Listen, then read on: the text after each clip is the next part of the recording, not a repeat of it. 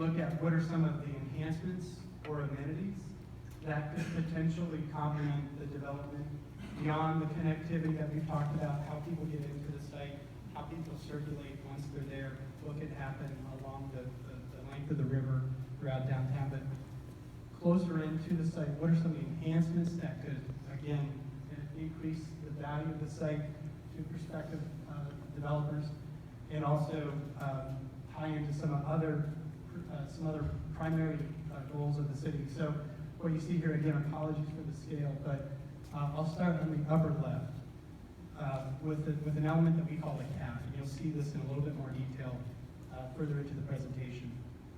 The cap is an element that we feel could solve a lot of problems. As you know, getting across Washington Street and the rail lines from the zoo over to the site is a big challenge, no matter what mode of transportation you're on, but especially foot or bicycle.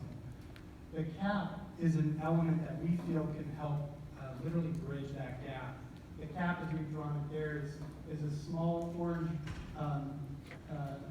drawing that's just off of Washington Street, or just over Washington Street. It's meant to hover over the street, and it hovers at an elevation that connects upper levels of a potential parking structure on the GM site that could serve as parking for development, but also could serve as parking for amenities on the GM site, development on the GM site, but also for the zoo and other destinations, other cultural venues and sports venues in this district.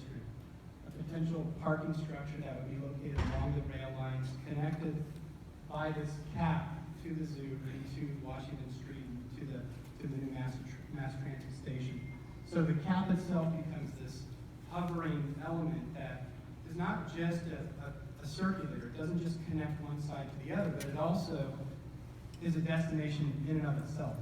On this cap, which could be several acres in size, could be new destinations that promote this culture of active waterfront use.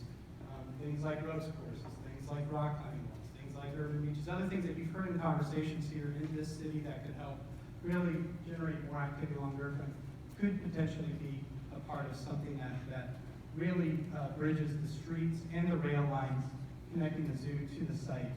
It also could serve as a landmark, as a true identifier to this district. As you see it from the city, from the east, and as you enter into this district, it could be a threshold, should be a threshold, and a true icon. It could be a place where people say, let's go to visit Indianapolis. This is on one of their top 5 things to visit. But it's also supporting all of the circulation systems that we've outlined thus far. We also think that there are opportunities for, as the development proceeds, we think that there are good opportunities for green infrastructure in terms of stormwater management that can be handled on the site. We think there are good opportunities on the GM site as development occurs for more neighborhood park spaces, things that are smaller, that are more scaled for neighborhood use. And of course, the riverfront itself. We think that there's a big opportunity along that frontage, 700 or 800 feet frontage of the GM site, to really activate the riverfront as a first step in terms of the overall city strategy for riverfront improvement. So this diagram